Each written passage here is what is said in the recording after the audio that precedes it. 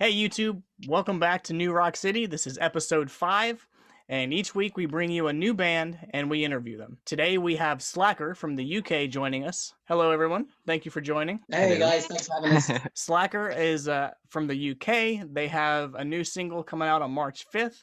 You can find their music on all streaming services. First thing I want to do is have you guys introduce yourself and say what you do in the band. Cool. I'm Scotty. I play guitar and sing. Hi, I'm Kate. I play bass. I am Joe and I hit the drums. Very nice. The first thing I wanted to talk about with you guys is what you're known for. You guys have an extraordinary work ethic. You guys have been a band for a little over 2 years, and you have played over 270 shows. That's almost a show every 3 days. That's amazing. So I wanted to know how you guys are holding up going from playing that many shows straight into a lockdown. It was horrible at the start, and it's still horrible now. It's like just a massive shock to the system. Like when it happened, I think, wasn't it, guys? Because we were up in Liverpool. I think it was the third. If I remember correctly, it was like the 13th of March last year, and everything had been announced. Obviously, COVID was here, and there was going to be some changes. So I just remember being at the show, and there's quite a few people there actually, and everyone was saying, "Oh, this might be the last one for a while," and we didn't realize like how long that while was going to be. So yeah, it's because we kind of, I suppose here we had the big lockdown, then we played some socially distanced shows like outside from August to October, was it? And then we were supposed to do a load in November, and they locked us down again. And then we did a couple in December, and then they locked us down again. So it's kind of been like suddenly stopped doing all these shows all the time and touring loads to doing a few of these socially distant shows where they could put them on to just a grinding halt at the start of 2021. Now, as you just touched on, you guys were able to play a couple shows in 2020. Here in the States, music venues were one of the first things to go, and it's been shut down forever. So for the Americans watching, I wanted to kind of live vicariously through you guys a little bit. You mentioned social distancing shows. That's a concept that we haven't had here. What was that like, and how did you guys do that? The way that they've been done is like a lot of venues have had like outside spaces to start with for the summer when everything was kind of like going back sort of like baby steps, sort of what we thought would be going back to kind of normality. And then for the inside shows, it's literally like limited capacity to like, so they have like a how big is that place in London? The Amsterdam was just like 800 cap sort of venue, wasn't it? Yeah, I think so, yeah. And what they basically did was they everyone has to sit at a table. If you get up to go anywhere, you've got to put a mask on, and the capacity is like, if the place is 800, they had like 100 people in there at the show. Gotcha. So and everyone sat down. It's very strange, sort of like compared to what you used to with everyone kind of like being stood up, and you can have mosh pits, or it's a lot of freedom of movement to like, I don't know. It's just strange looking. Like, Joe, how do you find it from sitting at the back? Like, because from the front, I'm looking out going like, this is like being at a tennis game. You weren't allowed to cheer, were you? Not because like obviously with air vapors and stuff like that, you kind of had to. Everyone just had to clap. Oh wow! Sort of aggressively at the end of the set.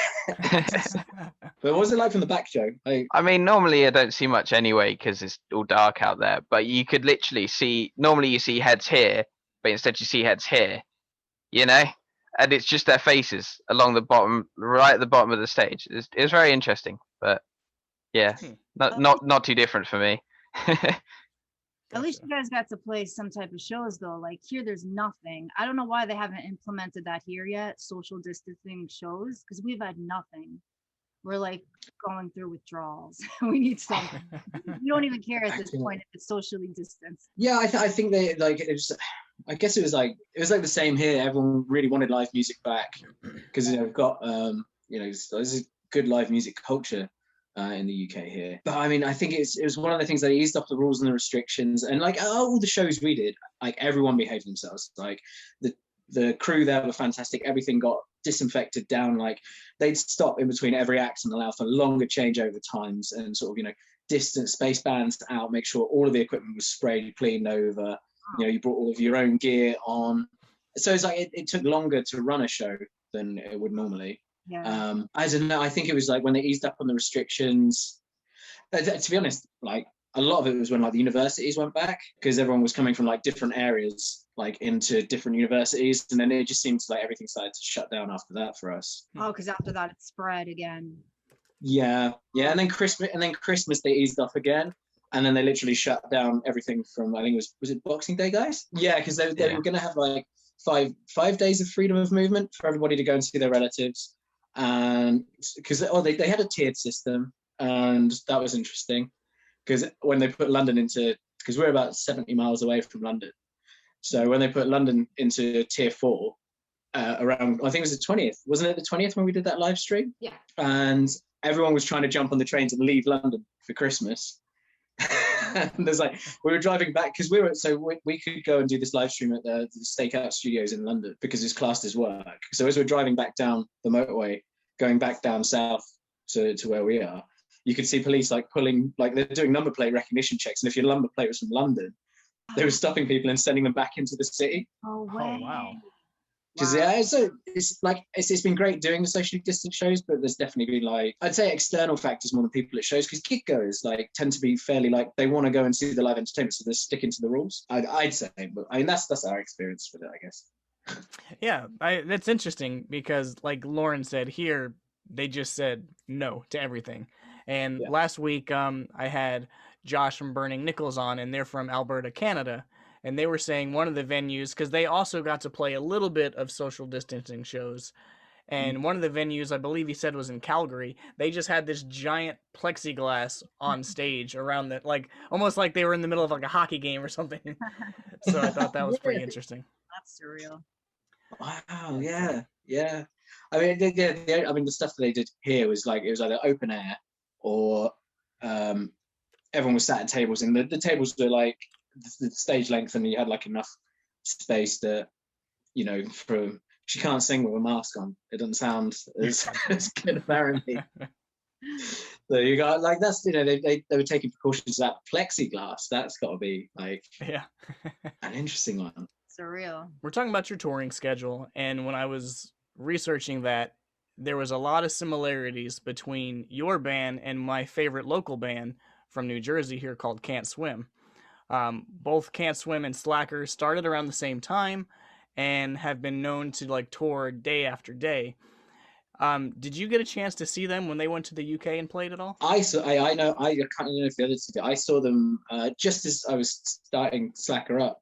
Funny enough, I think it must have been, I think they've been going a little bit longer than us, because I saw them in like early to mid 2017 in Southampton. They were supporting Real Friends, and they had Microwaves on the bill, and my friend's band was opening.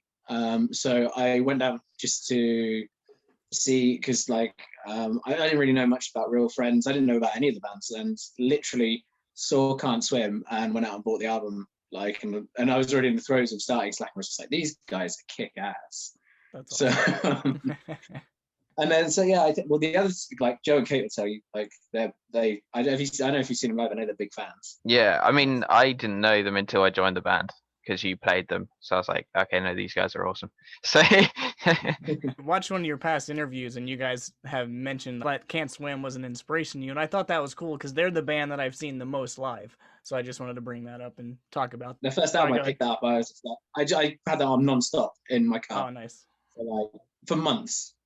Like, I think the CD case is now broken, and the CD may be scratched, and it literally was just like I was just like, I don't know, there's something about them. I just kind of drawn to it, I guess. Now, you guys have played large festivals and small clubs. I wanted to ask each of you, in your opinion, do you prefer the larger festivals or the smaller, intimate venues? Somebody else go first. I've been talking loads. I mean, to be honest, I haven't really played a lot of the big festivals with you guys because I joined later in.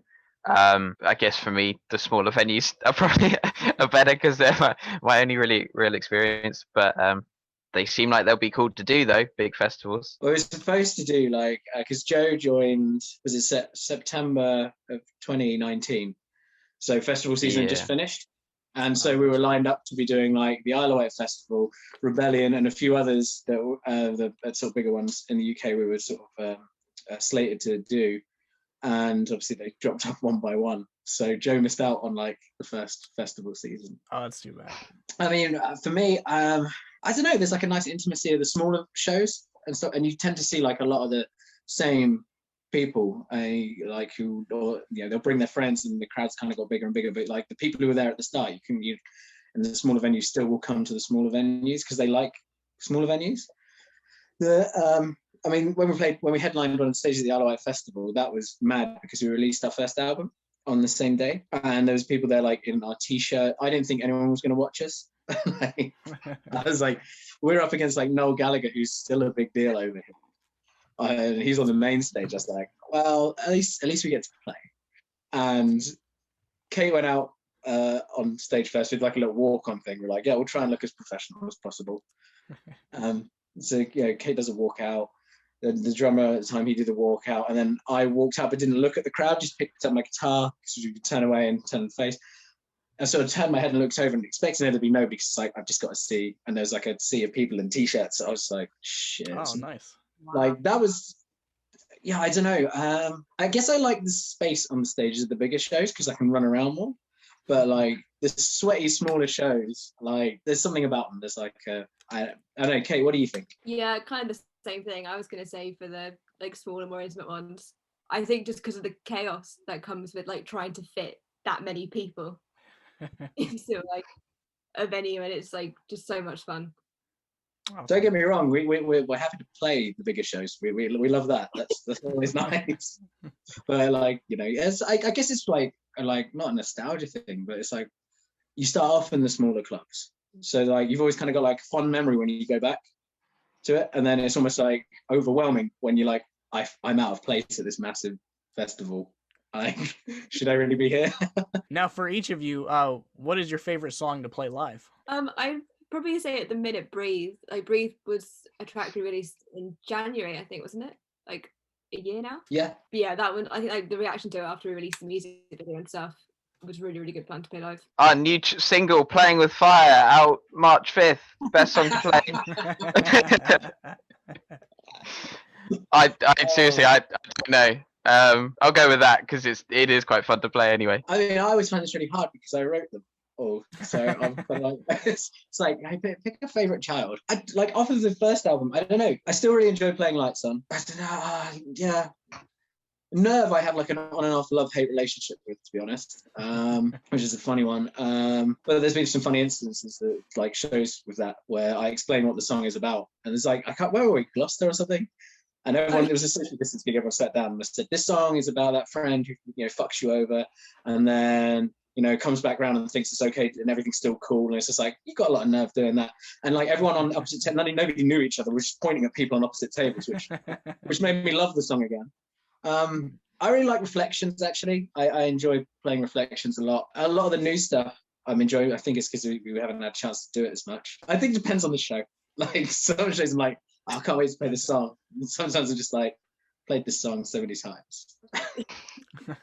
All right, very nice. Well, during the show today, we'll be playing two of the songs that you mentioned. But what I wanted to do right now was to play the video, The Current, for the viewers. Can you tell us a little bit about that song before I play the video? Yeah, The Current is, like if you listen, like the song was written off of a really long stint of touring.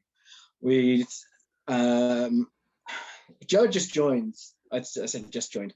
He just joined In the Madness, and had just been like on a stint of like 50 shows or something like that. And I was like, right, okay, well, we need some new stuff. And we had Reflections written, and we were like thinking about starting the second album.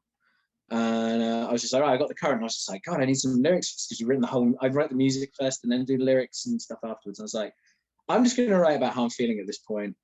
And like the opening line is, I'm a mess, I'm exhausted, which was like how all three of us were this long. And then the rest of the song was like, yeah, but you just got to keep fighting and keep going. And no matter what's kind of getting you down, or if anything's getting you down, you just kind of overcoming that. It's kind of quite a lot of our songs is like kind of, it's okay for things to get you down or bother you, but there's always a reason to carry on and keep fighting forward. And it's kind of, that's the message of the band a lot of the time, really. So that's kind of where The Current is. All right, well, thank you for that. And for everyone watching, here's the video for The Current.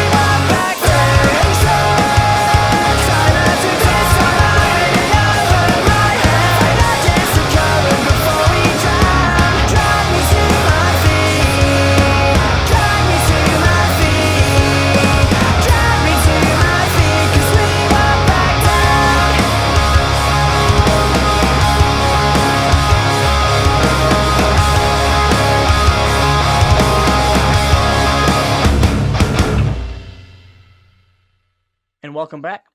I wanted to take a second and talk to you guys about your achievements. In addition to playing large festivals, you guys have actually got a good amount of radio play in the UK. Some singles have even reached the UK's top 10 for over 2 weeks. So congratulations on that, guys. Thank you. And in the past, Scotty, you were asked about your band's goals, and you said, in quote, "Aim for the ridiculous." Oh, okay, of course. This is one of my better interviews. Then I was like, oh no, what did I say in this one? I bet the other two pulled a face as well.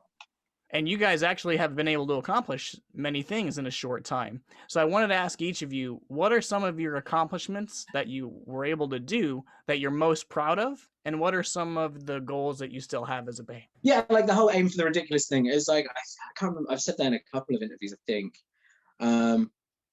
But yeah, it's kind of like, well, if you don't, for me, I think it's just one of the things that I sort of try to, like, I try to stay positive a lot of the time, like constantly kind of like, yeah, this will be fine, come on, we can try it, like, let's just aim for it. If we don't get close to it, at least we tried. If we don't try, then we're never going to know if we could have.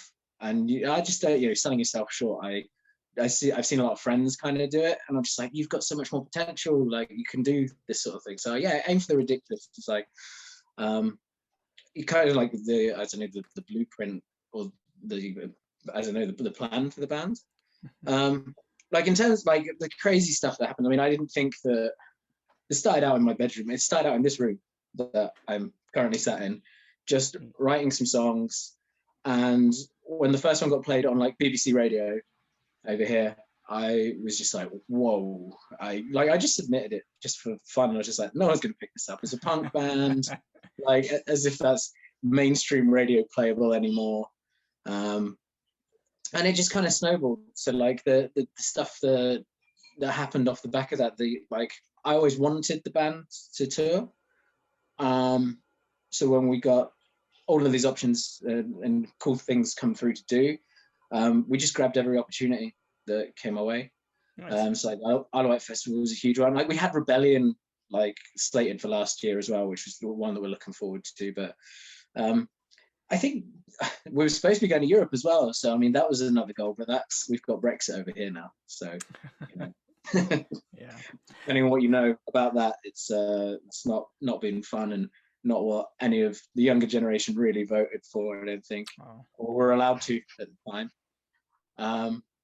So yeah, I mean, in terms of goals, I'd say get out to the States, get out to Canada, try and get to Europe, play some bigger festivals, get on some tours with some bigger bands like heroes of ours and stuff like that, and just keep making music and keep having fun. I think that's always been the main goal. It's like, as long as we're having fun, as long as I'm having fun, that's the only thing that matters. So you had touched about when you submitted your song. Do you remember when you first heard your song on the radio, and what was that like? I got a really funny story with that, unfortunately. The night that it was played on the BBC, my sister and now brother-in-law had bought tickets for the entire family to go to this really, really terrible comedian down at one of this place in Bournemouth. It's called the Bournemouth International Centre. And so I was texting the guys in the band all night and trying to like subtly sit there with like plugs in, trying to listen to the song on the radio while watching this terrible comedian on stage. And yeah, I was just like, what did they say? Did they like it? So I suppose the first time I heard it was when the next single got played on like sort of national sort of level radio, and that was just mad. I was just like, because I submitted it in again on like the Thursday, and they played it on Saturday in June of 2018. And so yeah, I was kind of, I think I sent Kate a message. It was just like, they're playing us. Now what about you, Kate? Do you remember the first time you heard your song on the radio? Yeah, I did. And I think for like the novelty of it, I went into the car to listen to it there. Nice. Like when it was playing the BBC and stuff like that. Nice. Yeah, that was awesome. That's cool. Now, Joe, you had joined the band when they were already on the radio, but you were also in other bands. Were your other bands on the radio, or is now the first time your stuff has been on the radio? Yeah, we were nowhere close. Like, yeah, we were like touring like the I say touring, just going to between the 2 local venues, and that was Gotcha. really it. Like, yeah. So yeah, So the it's same really cool question to hear stuff. can apply then. So now when you joined Slackrr now is your first time hearing it on the radio, what was your reaction like? It's like, yeah, that's pretty cool. That's pretty cool, you know? Nice. Yeah. I don't listen to the radio too much, so when I hear it, it's like, nice. Yeah, you know? Fulfilling. So Kate had mentioned that Kate, your favorite song to play live is Breathe. I have the video for that, so I'm going to go ahead and play that for people. So here's the video for Breathe.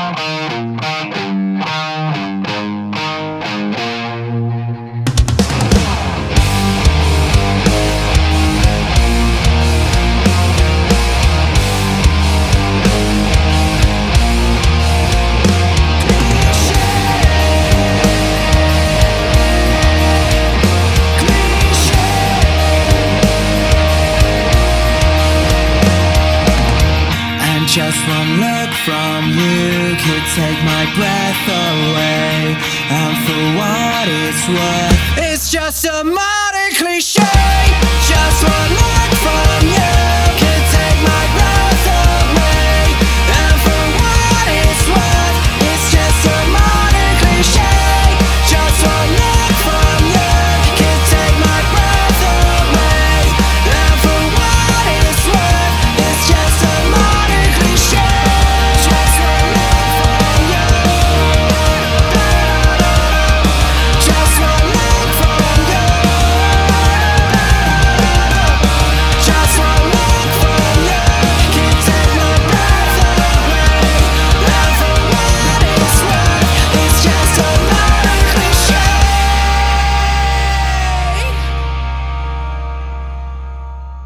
All right, and welcome back. I want to take just a quick second and bring up a little bit about the history of the band so people can get to know you a little more over here in the States. I read something that was pretty cool, and I wanted to know, is it true? Scotty, did you teach Kate how to play bass? Yeah. That is really cool. Did you want the long story behind that, or the? Yeah, sure. Slackrr started out really as like not a bedroom project. So honestly, that I decided to write some songs. There was a couple of guys locally who were like, yeah. What do you want to do something? It's like, can you write some songs? It's like, well, I can try. And basically, when things started to pick up a little bit, like I think we did like 7 shows sort of locally with that kind of lineup, and that was when first single got played on BBC, and then all the offers came in to start touring across the country. And they both were just like, "Oh, we're kind of lazy. We don't really want to do that. And, it's just not, And I was just like, "Oh, okay, well." So I had to find a session drummer, and I was just talking to Kate because Kate had been coming to our shows, and Kate plays acoustic guitar. She was a solo acoustic like artist before, Gotcha. and she was coming to our shows, and because we've been friends for like just from going to gigs from being like teenagers, and she was at university in Norwich, which is like how many miles away, Kate? 400. Oh, it was like a 4-hour drive. So they 4-hour drive in the States is obviously not much, but over here it's just like, wow, 4 hours. So I just sort of going, oh, this is it. Like the guys, managed to find a drummer, but like the guy's just like, oh, well, fuck it, I'll play bass. And I thought she was kidding, and I was like, oh, cool. Next thing I know, she's bought a bass. Oh wow. And I was just like, well, shit, looks like that's cool. My friend's joining the band. That's awesome. So yeah, she it came, and I taught all the bass lines for like the most of the songs made the first album, I think, or a lot of them did. So yeah, in this room that I'm in, Kate came around, we hung out for a few days. She literally was just like, right, okay, well, you're not going to be playing chords, you're just going to be playing bass lines, and this is how these songs go. And so yeah, apparently when we tell people that, it's very punk rock, apparently. Oh, I think it's pretty awesome, yeah. And also, when I was reading the history of the band, the spelling of the band name had a pretty cool story too. Can you elaborate on that? Which story did you read? Oh, Because like it's one of the like the real one's kind of boring, but like there's a few funny slants on it. I guess it depends which one I told. Well, you were saying how the it was based off of a past drummer who had dyslexia. Is that true? Oh yeah, part that's true. Yeah, part that is like no, we did right. Okay, like that's slightly exaggerated, but it sounds like always print the legend. That sounds funnier than what happened. Okay. So this is the guy that first started out, and he was dyslexic, and we were sat there, and I had the name Slackrr in my head, like as a solo thing, because it's like my idea was always to work as hard as humanly possible with this band to at least try and make something of it. But I just thought the name kind of like was kind of ironic, if you like, slackers, because obviously that word translates more in American English than it does in like English in the UK. Because people are like, what does slacker mean? It's just like, did your parents ever make you watch Back to the Future? Yeah, basically I was just like, it's cool. I was like, you know what? If we just change the E to an R, so there's 2 R's at the end of it, I reckon all the domain names are going to be free, and no one's going to have a problem searching for it on Google. So we did that, and then he pipes up and goes, "Oh yeah, it'd be brilliant as well because I'm dyslexic." And then we just started laughing. And I was like, "Well, if I have to do that in an interview, that will be the story that I tell, because it's not quite as funny as just like all the domain names are free for that, so it's an easy Google search." Well, you're right. It made for a funny story, so that was cool. As you kind of touched on it earlier in the interview, but when the band started out, Scotty, you had written all the parts and all the music. And in later interviews, you mentioned how that process has become more of a democratic process. And I'm sure that makes some things easier, some things harder. But overall, I wanted to know, how do you think you feel that your music has benefited from the changes of the writing style? Well, don't let me address this straight away. This is still a complete dictatorship here. And that's not changing anytime soon. There are no votes coming into this. Yeah, like I suppose, right, I'd say the biggest thing that changed with it was, and this is where Joe will not be able to fit out the door after I say this, Joe is a much better drummer than I am, for a start, and to any of the drummers that we had previously. So the crazy ideas that I have for certain parts, Joe almost instinctively knows, and then Kate kind of plays off of it. So instead of me just sitting in this room and writing everything all out, I kind of took a different approach of going in with, this is the basic form of the song, this is where it's going, this is the riffs. And then the other guys started having input for the second album and saying, okay, well, what if we did this part? And then we'd experiment and try things more than it being like, okay, I've tried all this out on a computer. This definitely works. This sounds great. And that's basically how it, like the writing of the second album certainly happened that way. We were just like, I wrote a load of stuff because we were locked down and I was just like, shit, let's jam it out and get all the parts right and, you know, work it out. And it was good fun. Bounce, like, there's more arguments, that's for sure. More disagreements, and you know, everyone's influences and stuff. Like Joe listens to like not slightly different, like the bands he's introduced me to, like how I introduced him to like Can't Swim and stuff. He's introduced me to a few bands that I wouldn't have listened to, like Putt. And not that I particularly would say that we sound or borrow anything from them, but it's like you kind of get the vibe of where he's coming drumming style. And like Kate, because she was there for the first album, like a lot of Kate's sort of style of playing actually got on to that record anyway. And I'd actually spent like the latter part of the first album was in this room and I was like, okay, I need you to just play this. No, don't play that. Right, let's change this to see that. And you know, it just kind of became more of a, here's the song, this is what it sounds like on an acoustic guitar.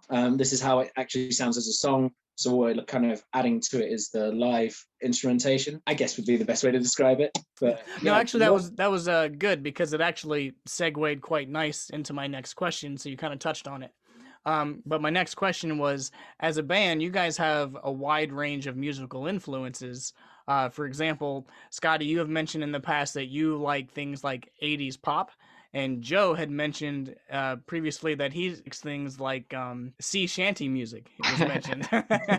So I wanted to know, how does each member with a different style, how does that come together to create the unique Slackrr sound? I think, well, I mean, we're rooted in punk.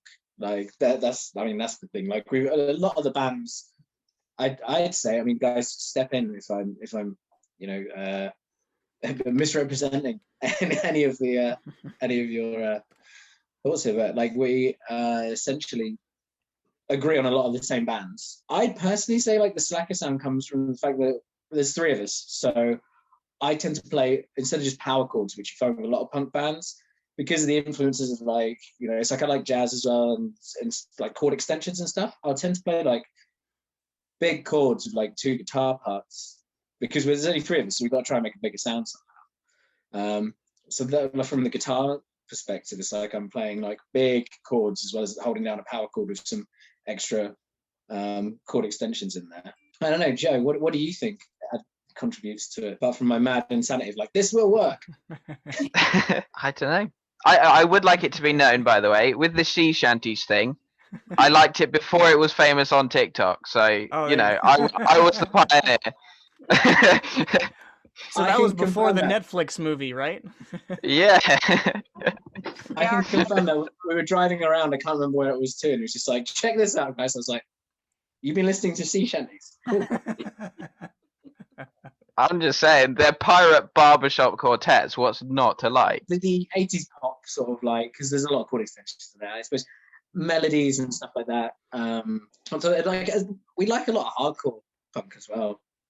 So I mean, stuff from like Black Flag to like Comeback Kid, just like fast stuff as well in this. So there's a lot going into the mix. But I mean, you got Nirvana a flag up behind you, and it's like, I certainly appreciate Nirvana. I think Kate does. I don't know if it's Joe's kind of thing, but you know, it's kind of like the I don't know. I guess it does all get into a bit of a melting pot. But it's like, I suppose the key elements would be like big melodies, catchy, like. The label that we released the current on, we did one single deal with a small independent label over here, and I was talking to one of the this is called Smash Mouse Records. I was talking to the girl who runs it, and she was just like, you guys just seem to write a chorus with a chorus instead of like verse chorus. She's like, if you'd like split it in half, you'd have like 4 albums. And I was like, oh yeah. You know, Davey Havoc from AFI, he once said about his band, We just felt trapped in punk. And he went on to say that he did not like the constraints of music labels and music genres. So as we were touching on the wide range of music that you guys are into, for your next album, do you plan on flirting with different sounds or influences? Perhaps maybe a sea shanty Slackrr song? Oh yeah, we're getting a hurdy-gurdy in this. Yeah, it's gonna happen. After this interview, I'm going to my hurdy-gurdy lesson. We're always open to ideas with stuff. Like I'd say, like the next album is like a progression from the first one, but we've still kind of kept what the elements of Slackrr are. But there's I'd like to think there's sort of like, sprinklings of other things, because we listen to other things. It's like, I understand that whole constraint of punk rock, sort of, power chords, and it has to be this, and this. I think that's like with any genre, though, not necessarily just like punk. It's like, for people, I always find like for people to accept things, it kind of has to be in a box. So if you can, I think me and Joe and Kate have had this conversation. If you can subtly bring something in that's kind of just almost under the radar, that adds a twist to what you're doing, but it's still under that banner, like I tend to think people kind of are more inclined to accept it, I guess. I'd hope, anyway. I could be talking complete shit, No, it makes sense. So I wanted to, again, since you were talking about the different sounds, I wanted to ask about your sound. So after writing your first album, Scotty, was quoted as saying, "Yeah, these songs sound like us." What was the process for you guys into making your sound? That's a fucking bold statement right there, isn't it? Of all the things to come out with, where are you getting these interviews? Why do I keep giving interviews? I went crazy stalker mode and looked up all your past interviews. Kate, Joe, why'd you let me talk in these things? Like, I'm gonna have to justify every bit of shit that I've said. It's fine. How I sound. To be honest, like, I don't think that was directly from me. That was our producer. That I think we were sat there one day just kind of saying, like, who do you think we sound like? And he was like, you don't sound like anyone, you just have a vibe. So I would put it down to my terrible attempt at trying to sound like my favorite bands and falling hideously short has created the Slackrr sound, and I want to publicly apologize. We spent this whole section reflecting on the history of the band and talking about your thought process. So I wanted to follow that up with playing the song Reflections. Can you tell us a little bit about that song? That is, like I said, the whole, like, a lot of the ethos and message of the band is taking a bad situation and, like, it's okay to be sad about stuff, but, like, trying to find some hope and everything and kind of moving forward. So, like, the chorus is, I've been wasting so much time picking up the pieces of the mess that you left behind. It's like, it's kind of dwelling on the fact that if it's a friend or a family member or some situation you've been in that has left you in a complete mess and you're picking up the pieces, well, at least you're picking up the pieces and moving forward. And, there's light at the end of the tunnel. That's basically what this one's about. I actually want to ask you a question about the Reflections video. Were you guys playing in the Cavern Club in the video? Oh, no. We were, this was during the first lockdown, and we didn't have a film crew available to us. We had a handheld camera, and we did it in our, it's closed at the moment. It was our old rehearsal room that is in a tunnel. It's underneath a road. There's like a tunnel that goes underneath, and they changed it into they've refurbished it since then. They took the time in lockdown to paint it and make it look nicer. But when the guy, Tim, who owns it, who's absolute legend, it was just like, yeah, like, if you guys can come in and just, like, bit of distance and stuff like that, because things had eased up a little bit. It was like, you can shoot in here.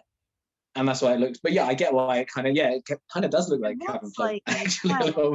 It's a cool atmosphere though for a video. Yeah, I mean, we were trying to make it look purposely kind of like very DIY, because I think the video for Nerve that we've done was very, like, is my least favorite video, to be fair, but it was quite well shot. And then we did a fun one for Breathe, and this one we were just like, well, we bought this camera and we were just like, oh, it looks quite good. like, how do we make it look a bit shit and like like we wanted to look a bit shit and grimy, like, so just like, we'll just take the resolution down on this thing, and then Kate was editing it. She managed to find like the video camera thing on it, and we just positioned ourselves like in the grimiest parts of the studio. I love it. We love grimy. So it works. It was hot and sweaty, so it didn't smell that great, but like it was good fun. It's punk rock. So let's play that video so people can know what we're talking about. So here is Reflections.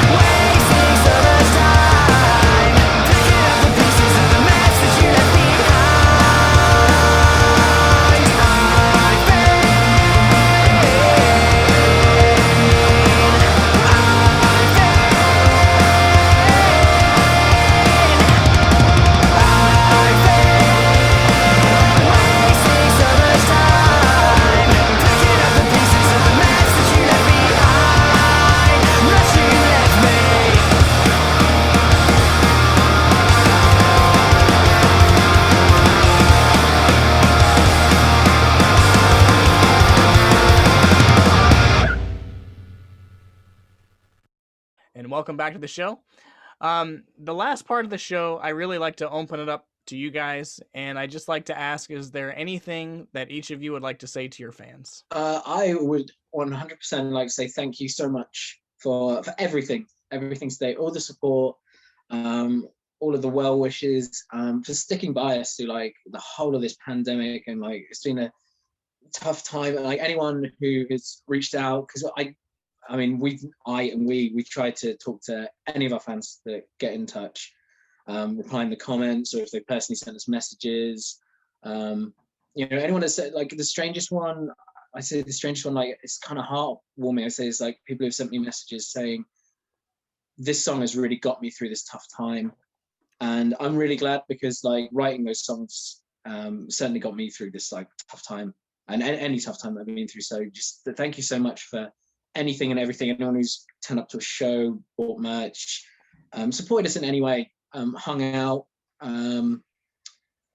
Just thank you. It's in such a short space of time. It was a lot to kind of like, as a band, to kind of taking for something we never really thought was going to do much of anything apart from be some fun.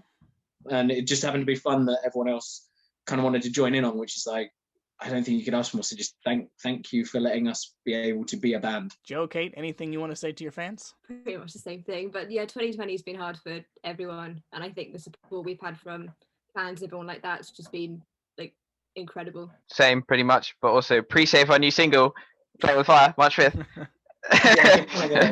Keep supporting. This isn't the end of the line. We'd like to support a loaf of bread this week. For those watching, this has been Slackrr. They have a new single coming out March 5th, I believe it was, right? Yeah. Okay. And you can find them on Facebook, Instagram, all the streaming services. So give them some love. Thank you so much. And we'll be back next week with a new band. So please like and subscribe, and we'll see you next week. Thank you, guys. Thanks so much for having us, guys. Thank you. Thank you. Yeah. See you.